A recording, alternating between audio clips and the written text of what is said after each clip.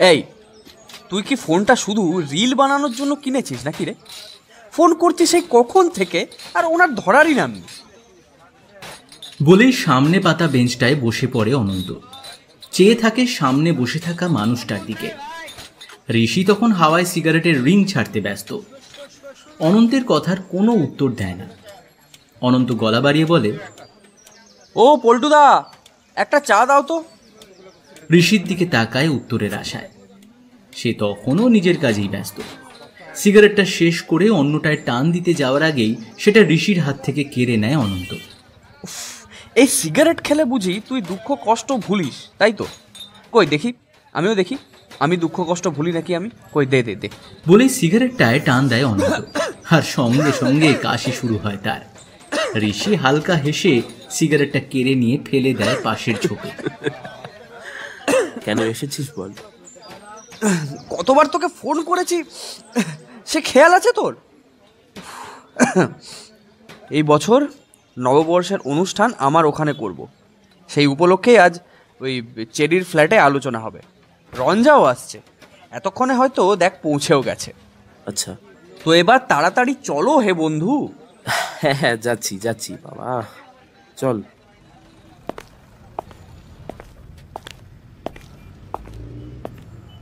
দাদা, আসলে তো মেসের সামনে নামবো, তাড়াতাড়ি নিয়ে চলো।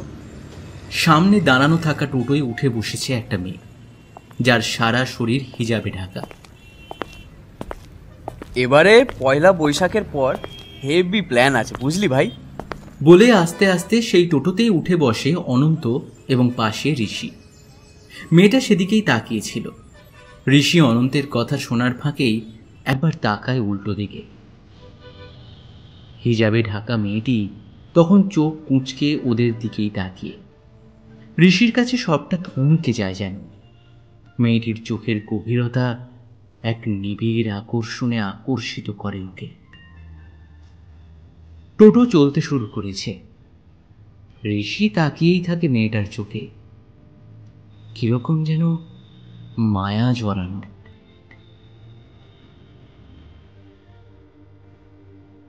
এই ঋষি, কি রে শুনছিস? হ্যাঁ, কি বলছিলি? এবারে নববর্ষের পরের দিনই গ্রামের বাড়ি ফিরছি, বুঝলি। শাওনকে কথা দিয়ে এসেছিলাম, নিজের পায়ে দাঁড়িয়ে এই গ্রামে ফিরে আসব। তারপর ওর বাবার সামনে মাথা উঁচু করে দাঁড়াবো। চোখ দুটো চিকচিক করে ওঠে অনন্তে। চোখের সামনে ভেসে ওঠে সেই সোনালি ধান ক্ষেত, স্কুলের ঘন্টার আওয়াজ, স্কুলের সামনে ফুচকা কাকু, স্কুল বেঞ্চের আঁকিবুকি কাটা নামগুলো, আর শাওন।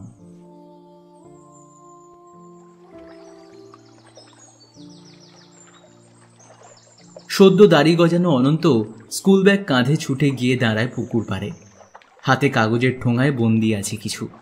পুকুর ঘাটেই বসেছিল একটা মেয়ে, স্কুল ড্রেস পরে, পাশে স্কুল ব্যাগটা ফেলে রাখা, গালে হাত দিয়ে পুকুরের জলের দিকে এক দৃষ্টে তাকিয়ে আছে। অনন্ত ছুটে গিয়ে বসে পড়ে তার পাশে। মেয়েটা তাকায় ওর দিকে। লেটুস কোথাকার, সে কখন থেকে বসে আছি আমি। স্কুল থেকে ফিরতে দেরি হচ্ছে দেখলেই বাবা খুঁজতে বেরিয়ে পড়বে, জানিস না নাকি?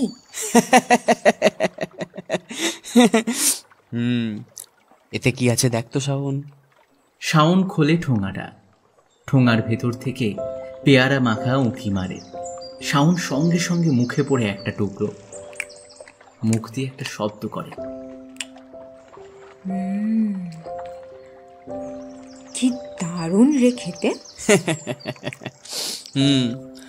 আচ্ছা, আর কতদিন এইভাবে লুকিয়ে লুকিয়ে দেখা করতে হবে বলতো? প্রতিদিন না একটা চাকরি জোটাচ্ছিস। বাবা বলেছে উচ্চ মাধ্যমিক দিয়ে দিলেই বিয়ে দিয়ে দেবে আমার। হ্যাঁ, আর আমার কি হবে? হ্যাঁ, তুই না হয় পুরোহিত ঠাকুর হবে।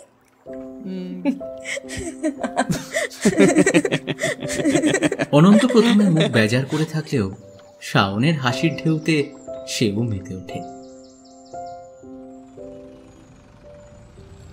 এ ভাই, আরে এ ভাই, এই এসে গেছি তো। কোন খেয়ালে রয়েছিস বলতো তুই? ঋষির ঠেলায় ঘোর কাটে অনন্ত। অনন্তের খেয়াল হয় টোটো দাঁড়িয়ে রয়েছে বিষ্ণুপ্রিয়া আবাসনের সামনে। অনন্ত আর ঋষি টোটোর ভাড়াটা মিটিয়ে লিফটের দিকে এগিয়ে যায়। কানে আসে একজনের কটূক্তি। ব্যাস, এলো আবার ওই বেহা মেয়েটার ঘরে, দেখলেই গা জ্বলে যায়। আবে এই অনন্ত, চুপ, পাত্তা দিস না, চল চল এখান থেকে। অনন্ত কিছু বলতে গেলে ঋষি থামিয়ে দেয় ওকে। এসব কথার সম্মুখীন কবে হয়নি ওরা। দুজনে লিফটের দিকে এগিয়ে যায়।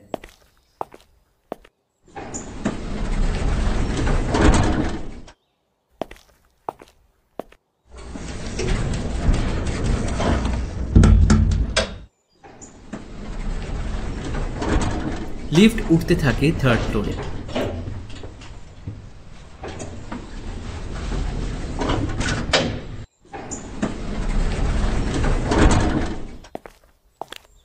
একটা ফ্ল্যাটের সামনে এসে কলিং বেল প্রেস করে অনন্ত।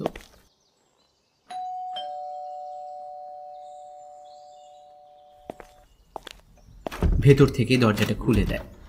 সামনে দাঁড়িয়ে একটা যুবতী মেয়ে, মুখে মিষ্টি একটা হাসি।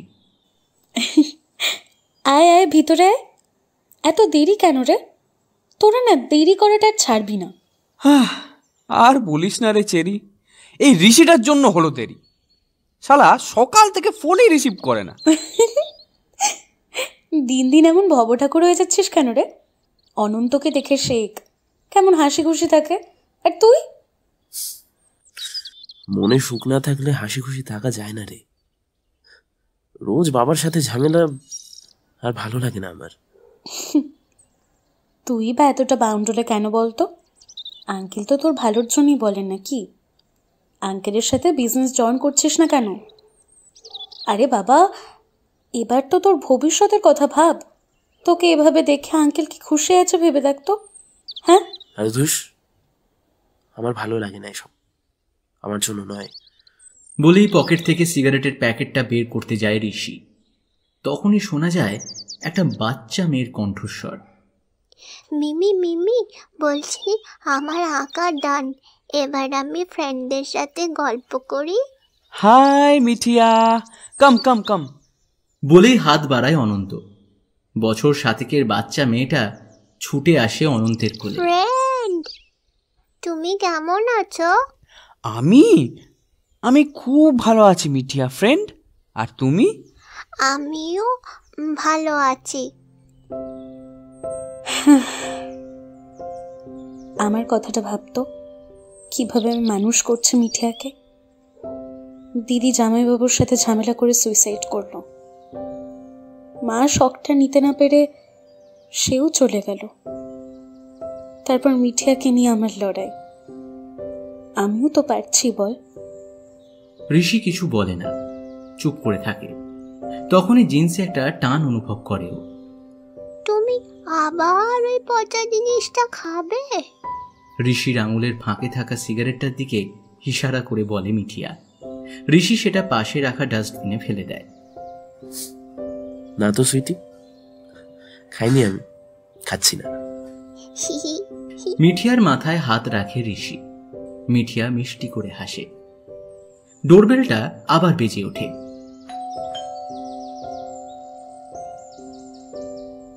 চেরি দরজা খুলতেই অনেকগুলো বেলুনের ফাঁকে দেখা যায় একটা মেয়ের মুখ। মেয়েটা বেলুনগুলো নিয়ে ভিতরে ঢুকে আসে। সেগুলো মিঠিয়ার হাতে ধরিয়ে দিলে মিঠিয়া খিলখিল করে ওঠে। রঞ্জা মিষ্টি হেসে মিঠিয়ার দিকে আঙুল নির্দেশ করে, তারপর মুখের কাছে আঙুল দুটো দিয়ে হাসির ভঙ্গি করে। আসলে রঞ্জা মুখ এবং বধির। ও ছোট থেকেই কানে শুনতে পায় না। মিঠিয়া ইশারা করে জানায় যে ও খুব খুশি এই বেলুনগুলো পেয়ে। আচ্ছা, সবাই গল্প করো, আমি সবার জন্য কিছু আনছি।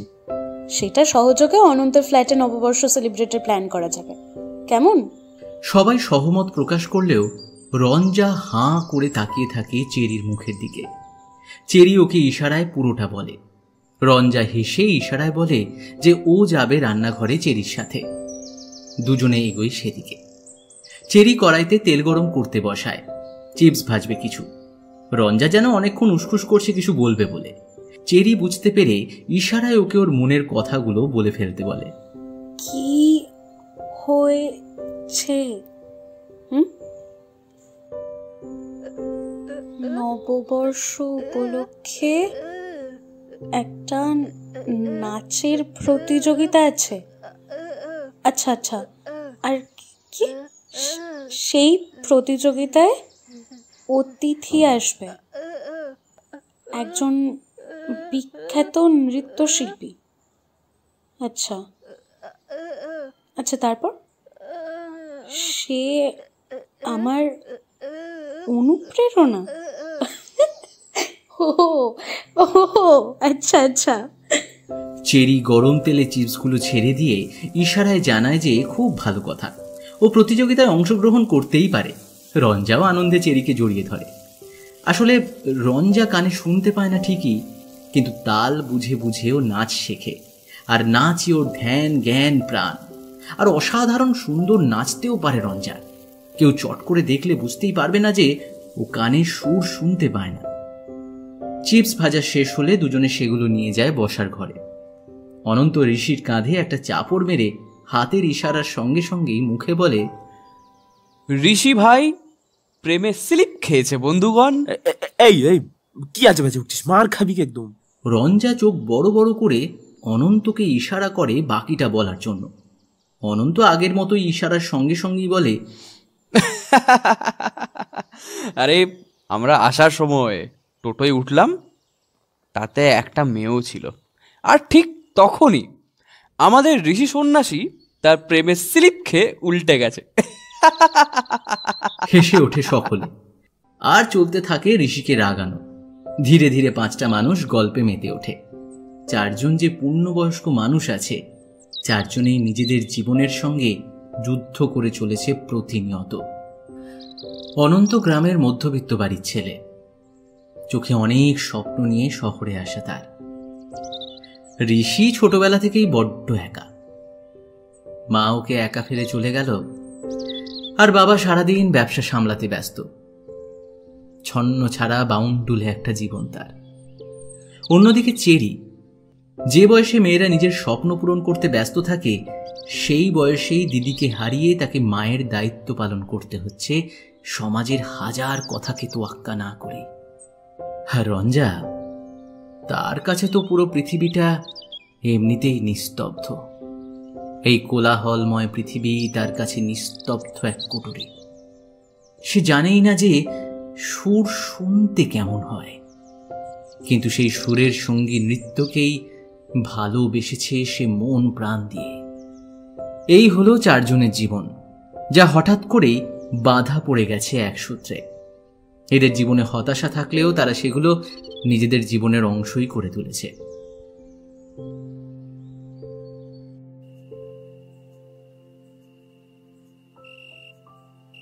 নিজের ঘরে আনমনি শুয়ে আছে ঋষি।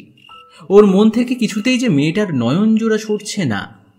বারবার ভেসে উঠছে সেই চোখ দুটো। তবে কি সত্যি প্রেমে পড়ল? অনন্ত কি ঠিকই বলেছিল?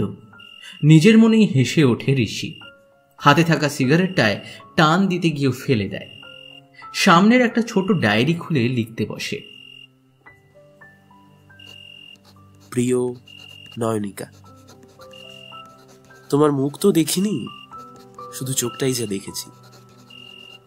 তোমার নামও জানা নেই আমার, তাই তোমায় এই নামটা দিলাম, নয়নিকা। যবে থেকে দেখেছি তোমার চোখ দুটো, কিছুতেই ভুলতে পারছি না জানো। আমার বন্ধু বলে আমি নাকি প্রেমে পড়ে গেছি তোমার। কি জানি, হবে হয়তো। তোমার তোমার চোখের মধ্যে না একটা অদ্ভুত ব্যাপার আছে জানো, বড্ড গভীর তোমার চোখ দুটো। তোমার চোখের মধ্যে যে কি জাদু আছে। হ্যাঁ হ্যাঁ, অবশ্যই জাদু আছে, তাই তো বলো নয়নিকা? না হলে তোমার চোখ দুটো এভাবে সবসময় আমার চোখের সামনে ভেসে বেড়ায় কেন বলো তো? জানি না আদৌ কোনোদিন আমাদের দেখা হবে কিনা, আর আদৌ আমার মনের এই গোপন কথাগুলো তোমার কাছে পৌঁছে দিতে পারবো কিনা। তবে যদি কোনোদিন এই গোপন চিঠি তোমার ডাক বাক্সে পৌঁছে দিতে পারি, তাহলে এই রইল আমার ফোন নাম্বার। ইচ্ছে হলে ফোন করো একটা, বা ছোট্ট একটা SMS দিও। আর যদি বিরক্ত হও, এই ডায়েরিটা ফেলে দিও কোথাও।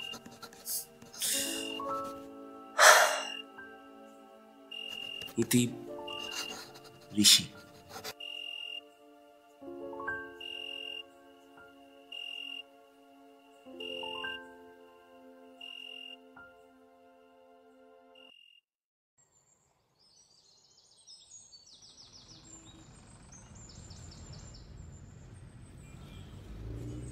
ভাই ভাই ভাই ভাই ভাই ভাই।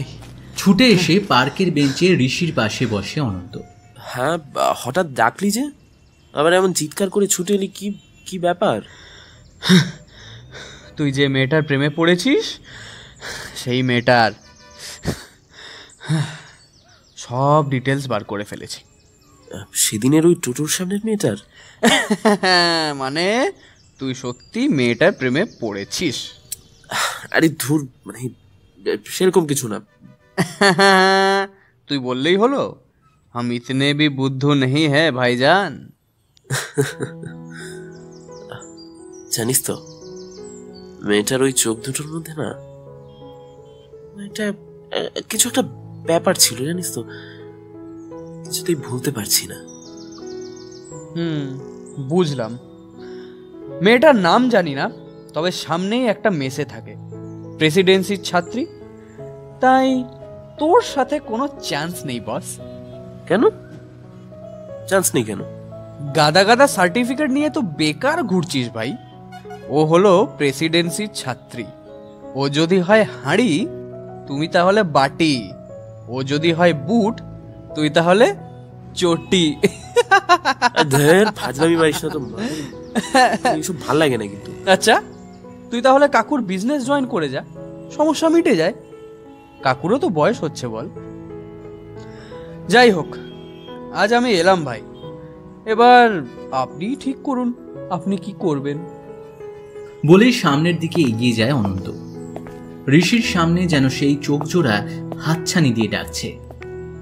অনন্ত হঠাৎ পিছনে ফিরে বলে, আচ্ছা বাই দ্য ওয়ে, রোজ সকাল 9টায় ওই স্টপেজ থেকেই কিন্তু টোটো অটো ধরে আপনার গোপন প্রেমিকা। বলেই চোখ মেরে সেই ফাজলামি মার্কা মন ভোলানো হাসিটা দিয়ে এগিয়ে যায় অনন্ত। ঋষির মুখেও হাসি ফুটে ওঠে। অন্যদিকে পার্ক থেকে বেরোতে থাকা অনন্তের চোখের কোণে জল জমে। কেন? ও স্মৃতির পাতা উল্টে যে সেই দিনে ফিরে গেছে ওর মন। 17 বছরের কিশোর অনন্ত শান্তভাবে গিয়ে বসে ওর বাবার পাশে। ওর বাবা অলোকবাবু তখন খবরের কাগজ উল্টে পাল্টে দেখছেন।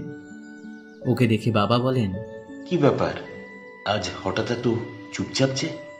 অনন্ত তাকায় বাবার দিকে, একটা ঘোর লাগা চোখে বাবার দিকে তাকিয়ে বলে, আমি পড়াশুনো করে একটা বড় চাকরি করব বাবা। আমাদের দুঃখ কষ্ট আর থাকবে না, তোমাকেও আর এত খাটতে হবে না। দেখো, আমরা খুব সুখে থাকব।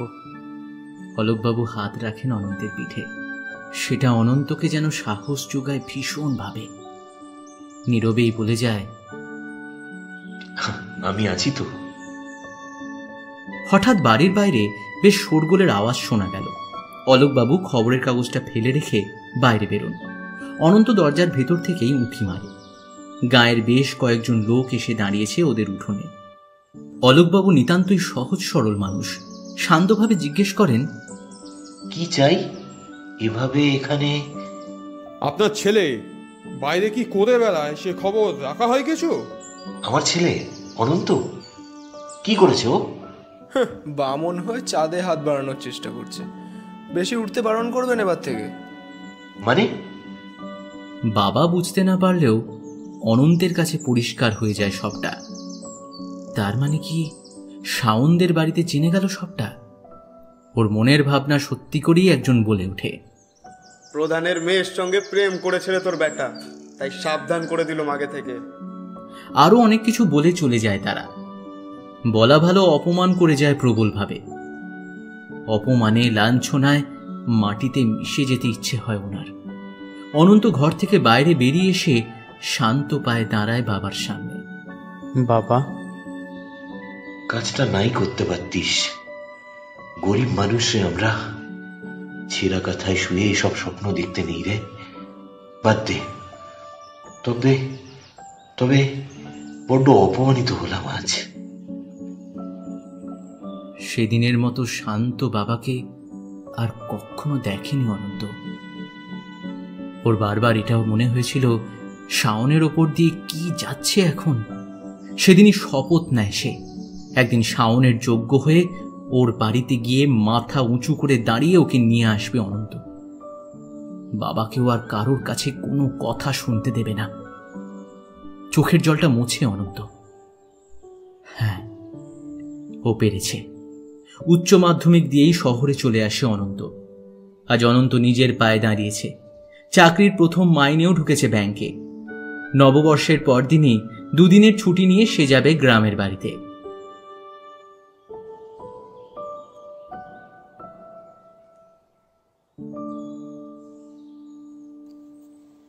রেডি হয়ে নাও, তাড়াতাড়ি সোনা, রেডি হয়ে নাও মিঠি, জলদি জলদি, তাড়াতাড়ি, দেরি হয়ে যাবে।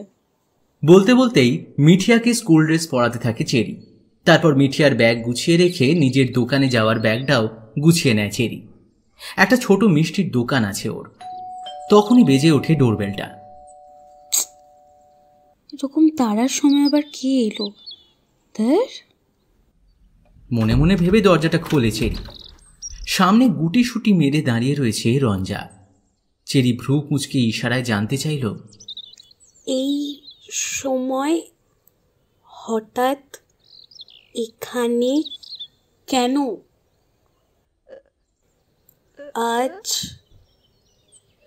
সেই নাচের কম্পিটিশনের নাম জমা নেওয়ার শেষ তারিখ, কিন্তু আমি ভয়তে যেতেই পারছি না।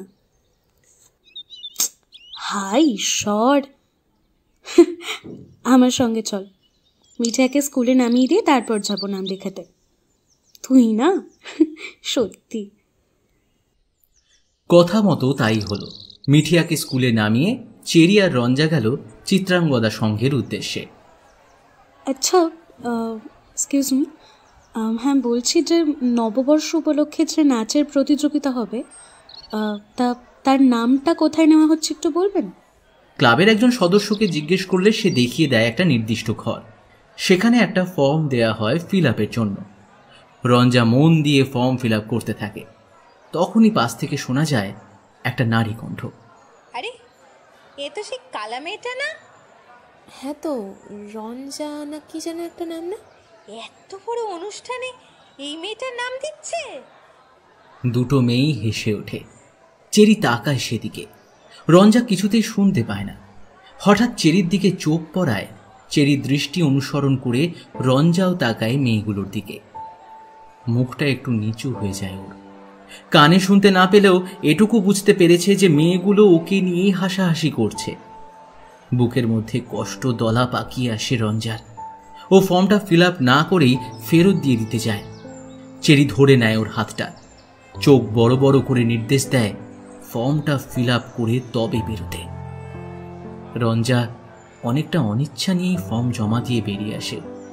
ক্লাবের বাইরে বেরিয়েই জড়িয়ে ধরে চেরিকে। ওর চোখে অকাল বর্ষণ নেমে আসে। মানুষ কান্নার সময় নিজের সমস্ত কষ্ট মুখে বলে বের করে দিতে পারে। রঞ্জাও খুব করে চাইছে নিজের মনের কষ্টগুলোকে বের করে দিতে, কিন্তু সবকিছু ওর গলার কাছে এসে আটকে যাচ্ছে। শব্দ রূপে আর বেরোচ্ছে না মুখ থেকে। মাঝে মাঝে মাঝে মাঝে খুব কষ্ট হয় রঞ্জার। ভগবান কেন ওকে শোনার আর কথা বলার ক্ষমতাটা দিল না? আর দিল নাই যখন, তখন নাচের প্রতি ওর ভালোবাসাটা কেন জন্মাতে দিল? চেরি চুপচাপ হাত বুলিয়ে দিতে থাকে রঞ্জার মাথায়। এই কোলাহলময় সুন্দর পৃথিবী যে ওর কাছে নীরব।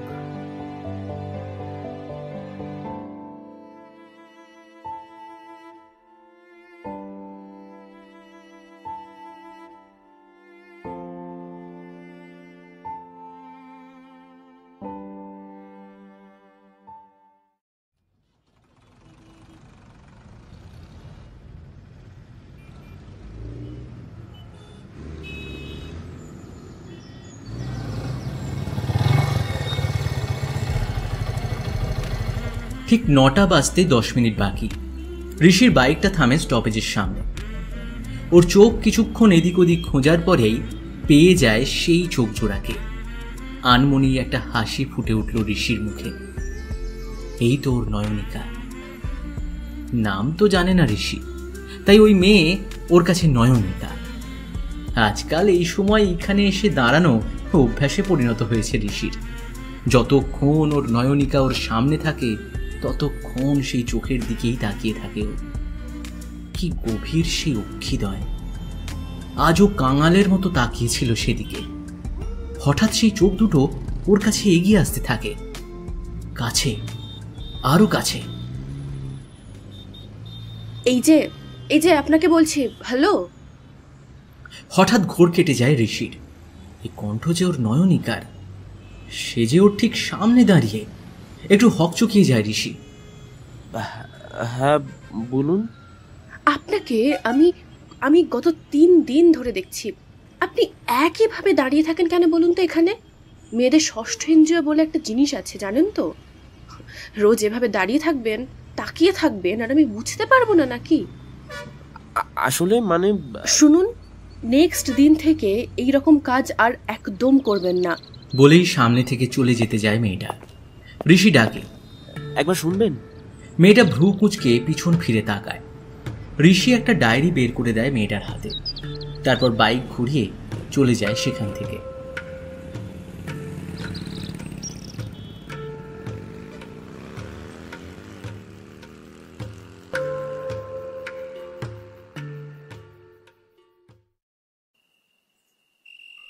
মিঠিয়ার কাছে ধীরে ধীরে গিয়ে বসে চেরি।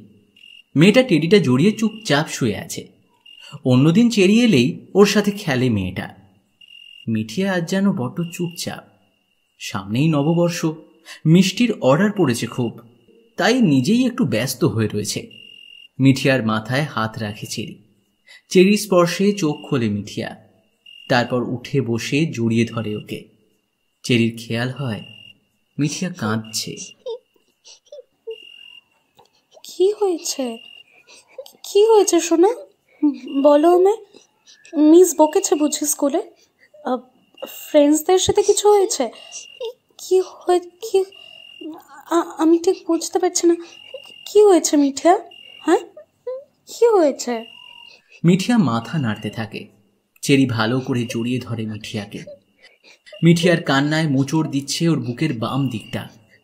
একটু থেমে চেরিকে জড়িয়ে ধরেই মিঠিয়া ফোঁপাতে ফোঁপাতে বলে, সবার মা আছে, আমার কেন মা নেই? প্রশ্নটা শুনে মিঠিয়াকে আরো ভালো করে জড়িয়ে ধরে চেরি। মিঠিয়া বলে চলে, আজ ক্লাসে মাই মাদার নিয়ে ইংলিশে বলতে বলেছিল মিস। আমায় যখন বলতে বলল, সবাই বলল আমার তো মা নেই, তাই আমি বলতে পারবো না। আমার না খুব কান্না পাচ্ছিল, জানো, খুব কান্না পাচ্ছিল।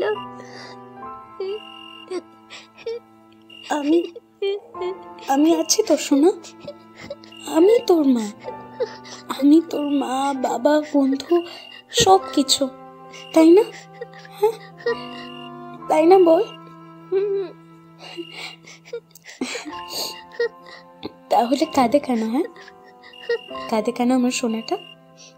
কই দেখি। একদম কাঁদবে না, হ্যাঁ? দেখি, চোখ মুছিয়ে দি। এরকম করে কাঁদতে হয়? বলেই মিঠিয়ার চোখ দুটো যত্ন করে মুছিয়ে দেয় চেরি। মিঠিয়া চুপ করে থাকে। বড্ড শান্ত আজ মেয়েটা।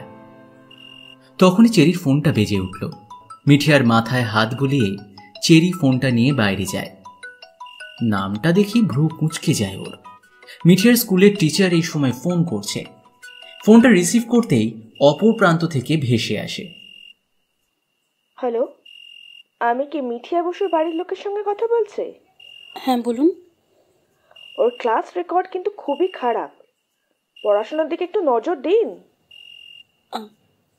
Okay ma'am, I will try my best. আপনি কি মিঠিয়া বসুর মা? আমি না, আমি ওর মাসি। ও আসলে আমার কাছেই থাকে। ওই জন্যই এই অবস্থা ওর। আদর দিয়ে মাথায় তুলেছেন। মাসি কি আর মায়ের মতো শাসন করতে পারে? আচ্ছা ঠিক আছে, রাখছি। Good night. কেটে যায় ফোনটা। শেষের কথাগুলো তীরের মতো লাগে চেরির বুকে। ঘরে মিঠিরা তখন জানলা দিয়ে আকাশের দিকে তাকিয়ে চুপ করে বসে। চেরির আজ নিজেকে বড্ড অসহায় লাগে। তবে কি সত্যিও মিঠি আর মা হয়ে উঠতে পারল না?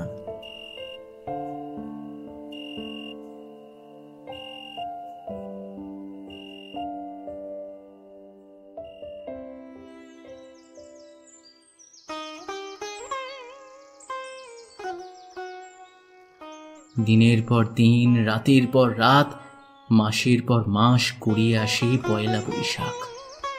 চৈত্র অবসানে বর্ষ হলো শেষ। এলো নতুন বছর, আজ নববর্ষ। নববর্ষের দিনটি প্রতিদিনের মতোই একটা সাধারণ দিন মাত্র। তবুও দিনটি অন্য দিনগুলোর চেয়ে স্বতন্ত্র বিশিষ্ট। প্রাত্যহিক তুচ্ছতার ঊর্ধ্বচারী। বর্ষ প্রদক্ষিণের পথে এই দিনটিও বিশেষ তাৎপর্যে মহিমা ভাস্বর। এই দিনটি আমাদের কাছে মুক্তির বার্তা বয়ে আনে। মুক্তি প্রাত্যহিকতার জীর্ণ জীবন থেকে, মুক্তি প্রতিদিনের ক্ষুদ্র আত্মসর্বস্ব জীবনের গণ্ডি থেকে, মুক্তি চিত্তের দীনতা এবং হতাশা থেকে। বর্ষারম্ভের পুণ্য প্রভাতে আমরা মহৎ। এই দিন আমাদের কাছে পরম আশ্বাসের, পরম প্রার্থনার। এই পুণ্য দিনে আমরা লাভ করি এক মহাজীবনের উদার সান্নিধ্য। নবোদিত সূর্যের আলোকের ঝর্ণা ধারায় আমরা শুচিস্নাত হয়ে অনুভব করি পরম প্রেমময়ের আনন্দ স্পর্শ।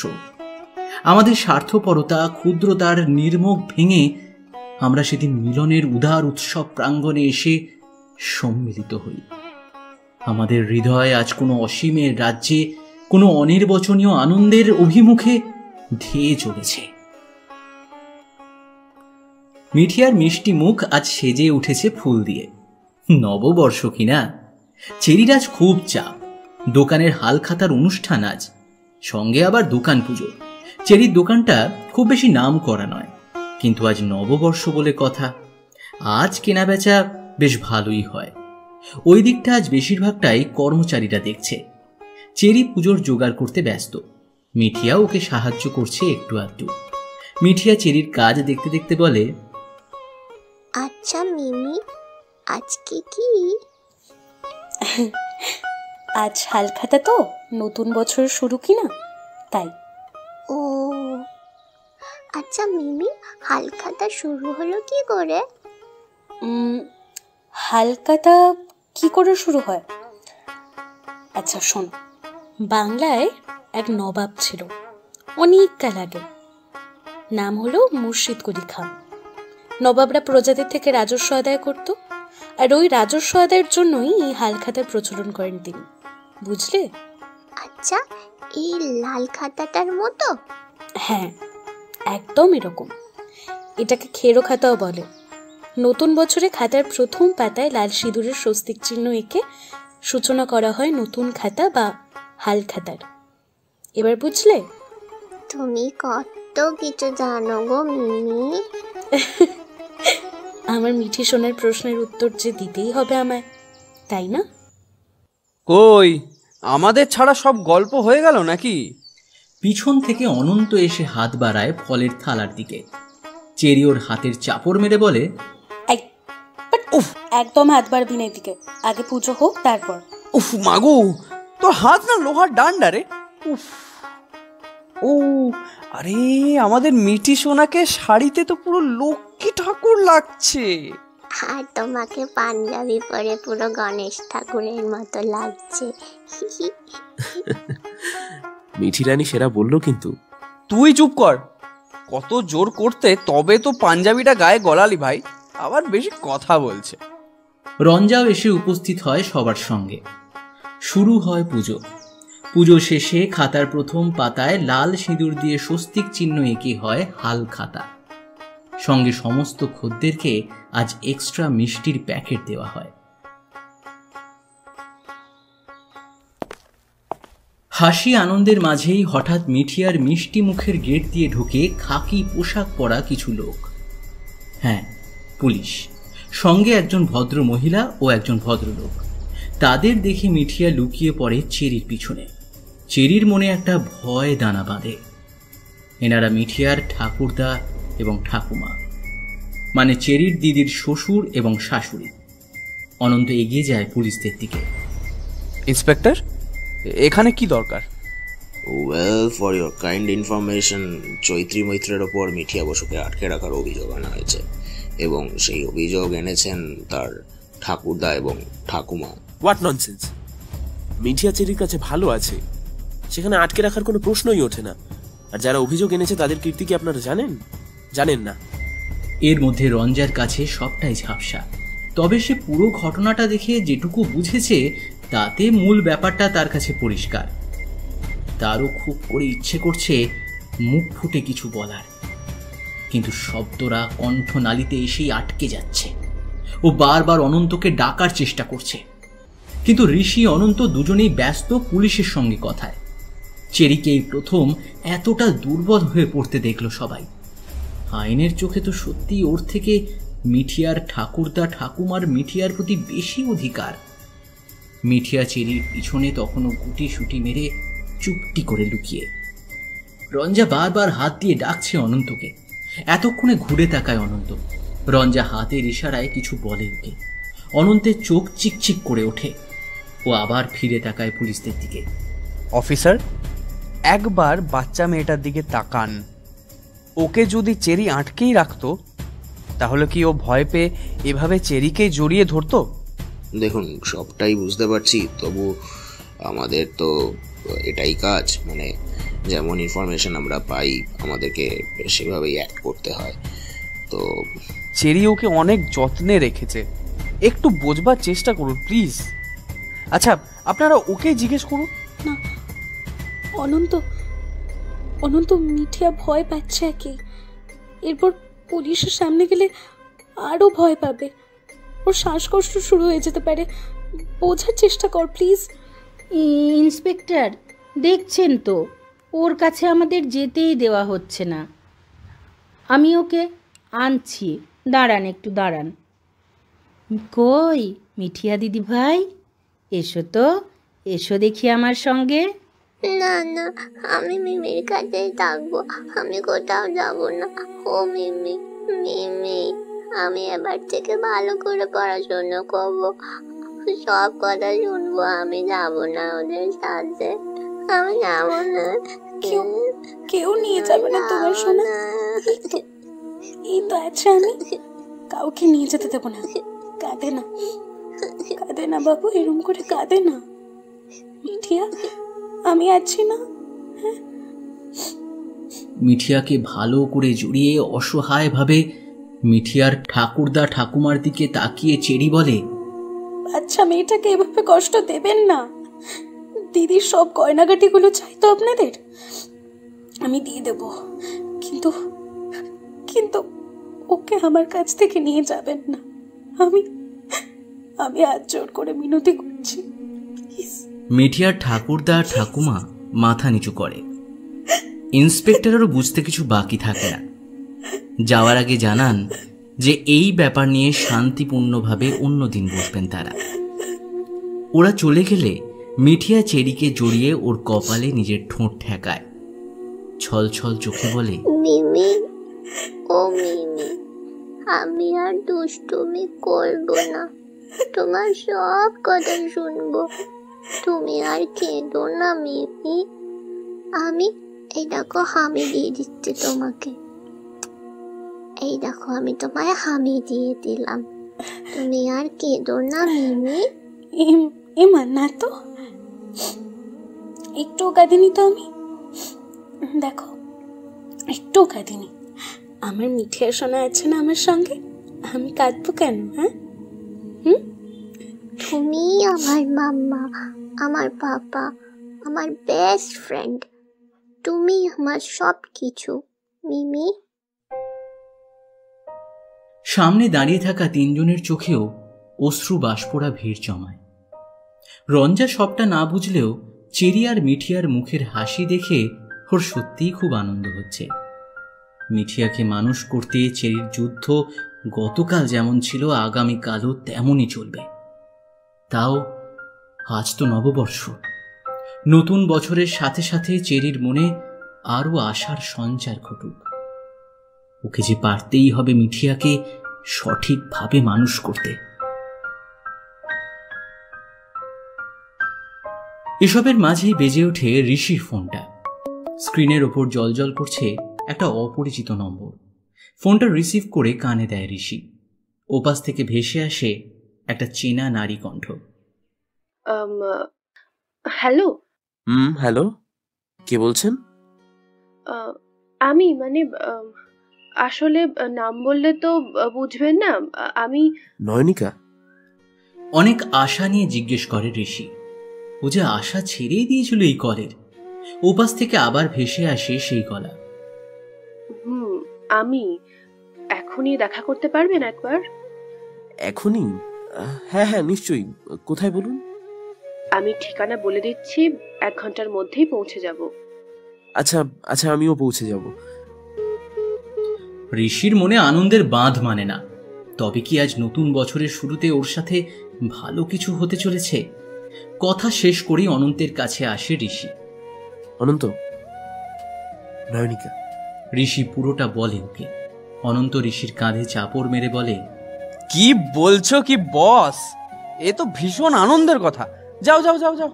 আর এই আনন্দে কিন্তু আমাদের সবাইকে বিরিয়ানি খাওয়াতে হবে একদিন। হ্যাঁ হ্যাঁ, সব হবে। এই আমি আসছি, বুঝলি? বেরোতে হবে। Best of luck brother. বেরিয়ে যায় ঋষি। অনন্তের মনে ভেসে ওঠে শাওনের হাসিতে দুলতে থাকা সেই 2 বিন্নি। কাল অনেকদিন পর গ্রামে ফিরবে ও। শাওনের অপেক্ষার অবসান ঘটাবেই।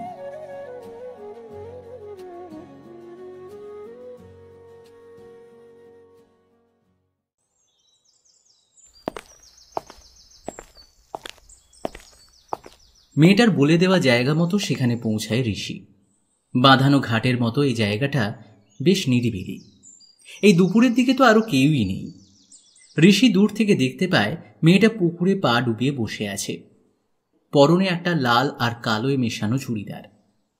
অন্যদিনের মতোই আজও একটা কালো ওড়নাকে হিজাবের মতো করে জড়ানো। ঋষি পিছন দিক থেকে ডাকে, নয়নিকা। ঋষির ডাকে উঠে দাঁড়ায় মেয়েটা।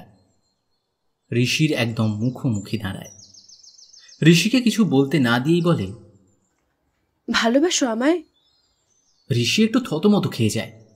ঘাড় নাড়িয়ে বলে, হ্যাঁ। আমার নাম জানো তুমি?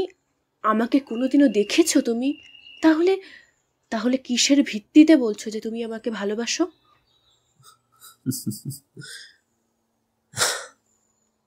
জানি না এটা ভালোবাসা কিনা, তুমি তবে বিচার করো এটা কি। নাম তো মানুষেরই দেওয়া হয়।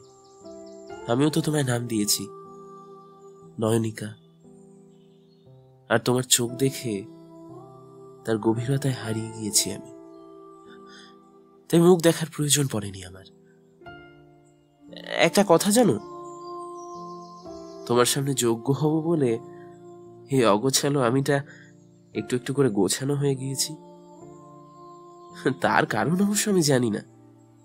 যে কোনোদিন 12টার আগে ঘুম থেকে উঠতো না, সে রোজ সকালে 9টায় উঠে ওখানে গিয়ে দাঁড়িয়ে থাকে তোমায় দেখবে বলে। তারপর আবার বাবার ব্যবসায়ও আমি যোগ দিয়েছি। তুমি না জেনেও ঠিক এতটাই গুছিয়ে দিয়েছো আমায়। এত ভালোবেসো না। ভালোবাসা না পেলে সহ্য করতে পারবে না। আমার নাম সাদিয়া সুলতানা। তুমি আর আমি এক জাতেরই নই। সমাজ কখনোই মেনে নেবে না আমাদের। আমি এইটুকুই জানি, আমি তোমায় ভালোবাসি। আগেও বলেছি, নামে আমার কিচ্ছু আসে যায় না। আর সমাজের যত ঝড়ই আসুক, তুমি আমার হাতটা ধরে থাকলে একসঙ্গে সব বাধা ঠিক বেরিয়ে যাও। সাদিয়া এবার খুলে ফেলে হিজাবের মতো করে জড়ানো নিজের ওড়নাটা, নিজের গলার কাছে হাত দেখিয়ে বলে, এখনো বলবে তুমি আমায় ভালোবাসো? ওড়নার আবরণ সরে গিয়ে স্পষ্ট হয়ে উঠেছে সাদিয়ার গলার একটা বড় অংশ পুড়ে গেছে। সূর্যের আলোয় দগদগে হয়ে ওঠে সেই পোড়া জায়গাটা। ঋষি ব্যস্ত হয়ে বলে, এটা স্কুল থেকে ফেরার পথে কয়েকটা ছেলের কীর্তি। এখনো বলবে তুমি আমাকে ভালোবাসো? হ্যাঁ নয়নিকা, ভালোবাসি তোমায়। তোমার চোখে হারিয়েছি আমি, তোমাকে ভালোবেসেছি। এসবের জন্য সেটা বদলাতে পারে না কখনোই। তুমি যদি একবার বলো যে তুমিও আমায় ভালোবাসো, সব বাধা পেরিয়ে আমি তোমায় আপন করে নেব। সাদিয়া এবার ঝরঝর করে কেঁদে ফেলে, ঋষির হাত দুটো আঁকড়ে ধরে। নববর্ষের সূর্য তখন মধ্য গগনে। সেই সূর্যের আলো মেখে আজ আবারও জয় হলো ভালোবাসায়।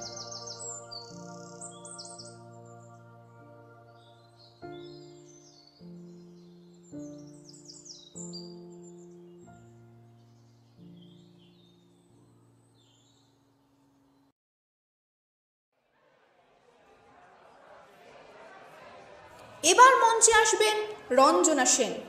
রঞ্জনাকে অনুরোধ করা হচ্ছে মঞ্চে আসার জন্য। চেরি ইশারা করতেই রঞ্জা ভীত মুখে মঞ্চের দিকে এগোয়।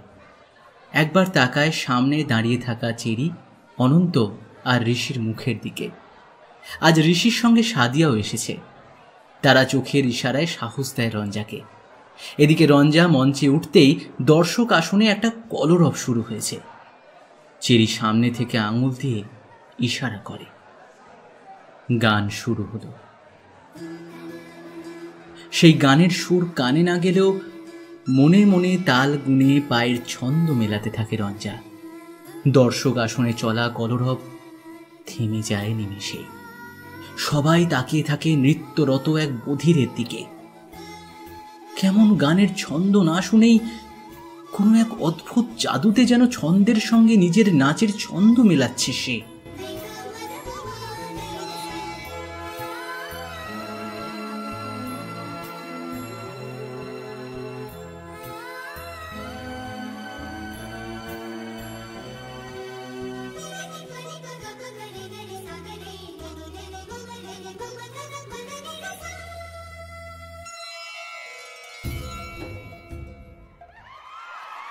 গান শেষ হয়। দর্শকদের করতালির সমন্বয়ে মঞ্চ থেকে নেমে আসে রঞ্জা। চেরি জড়িয়ে ধরে ওকে। বাকিরাও ইশারায় জানায় খুব ভালো হয়েছে ওর নাচ। অনন্ত এবার রঞ্জাকে ইশারায় জানায় যে তাকে বাড়ি ফিরতে হবে, ফিরে আজ নববর্ষ বৈঠকের আয়োজন করে নিক। বাকিরা পুরস্কার বিতরণের শেষে পৌঁছে যাবে ওর ফ্ল্যাটে। অনন্ত সবাইকে বিদায় জানায়। বাকিরা অপেক্ষা করে পুরস্কার বিতরণী অনুষ্ঠানের। অবশেষে সেই সময়টা আসে। মাইকের গমগমে শব্দে ভেসে যায় নববর্ষের সেই সন্ধে। নৃত্য প্রতিযোগিতায় প্রথম হয়েছে রঞ্জনা সেন। চেরি আর ঋষি আনন্দে দুদিক থেকে জড়িয়ে ধরে রঞ্জাকে। রঞ্জার কানে তো আর ওর বিজয়ের খবর যায় না। চেরি ইশারায় জানায় ওকে। রঞ্জা আনন্দে কেঁদে ফেলে। মঞ্চে যায় পুরস্কার আনতে। ওর হাতে প্রথমবার পুরস্কার তুলে দেয় ওরই অনুপ্রেরণা। আর তার সঙ্গে তিনি ইশারাতেই রঞ্জাকে জানান যে তিনি রঞ্জাকে নিজের হাতে নৃত্যের তালিম দিতে চান। কথাটা বোঝার পর রঞ্জার চোখের জল বাঁধ মানে না। নববর্ষের এই সন্ধে যেন নতুন করে রং নিয়ে এলো ওর শব্দহীন জীবনে।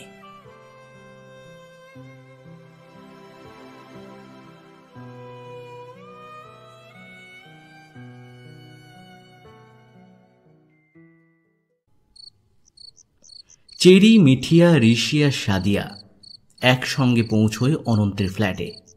ডোরবেল বাজানোর প্রয়োজন হয় না, দরজা খোলাই ছিল। দরজা খুলে ভিতরে ঢুকতেই জমাট অন্ধকার গ্রাস করে সকলকে। চেরি হাতড়ে লাইটটা জ্বালায়। আলো জ্বালতেই স্পষ্ট হয়ে ওঠে সোফায় মাথা হেলিয়ে বসে থাকা অনন্তের দিকে। চেরি ব্যস্তভাবে বসে অনন্তের পাশে। এই এই অনন্ত, কি হয়েছে তোর? হ্যাঁ, তোকে এরকম লাগছে কেন? কি হয়েছে? অনন্ত মুখ তুলে তাকায়। চোখ দুটো জবা ফুলের মতো লাল হয়ে রয়েছে। ঋষি ওর কাঁধে হাত রেখে জিজ্ঞেস করে, কিরে, কি হয়েছে তোর? সবটা শেষ হয়ে গেল ঋষি। আমার শাওন। শাওন? কি হয়েছে শাওনের? ফেরার পথে প্রথম পাওয়ার স্যালারি দিয়ে বাবার জন্য, তোদের সবার জন্য কিছু জিনিস কিনতে গিয়েছিলাম আজ। তখন শাওনের সাথে দেখা হলো জানিস, যে সাজে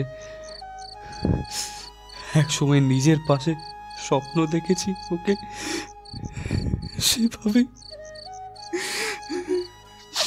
মাথায় লাল সিঁদুর, শাড়ি, তবে অন্য কারোর পাশে। পাশে রাখা ট্রেনের টিকিটটা ছিঁড়ে ফেলতে যায় অনন্ত। আমি আর গ্রামের বাড়ি ফিরবো না। কি হবে গিয়ে? শাওন তো আর আমার অপেক্ষায় নেই।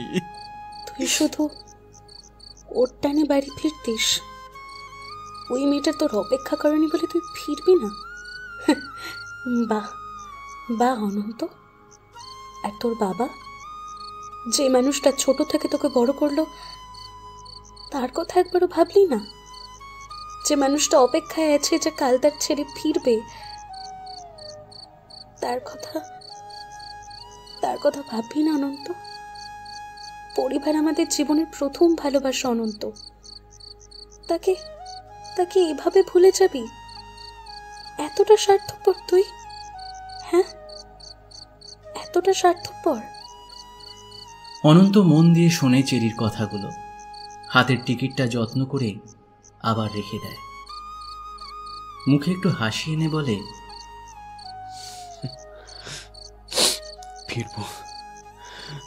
ফিরবো আমি কাল।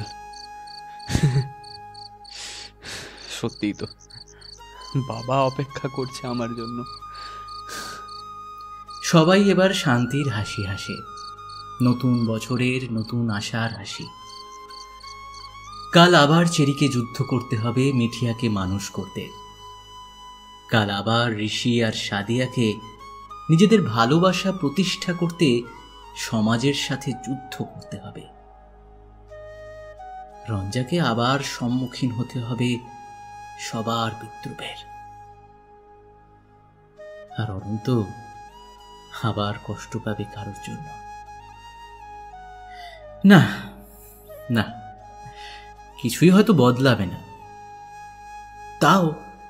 তাও আজ এই নববর্ষের দিনে জোনাকির থেকে একটু আলো ধার করে, আকাশের রামধনু থেকে একটু রং ধার নিয়ে ওদের জীবনটা না হয় একটু সুন্দর হয়ে উঠুক।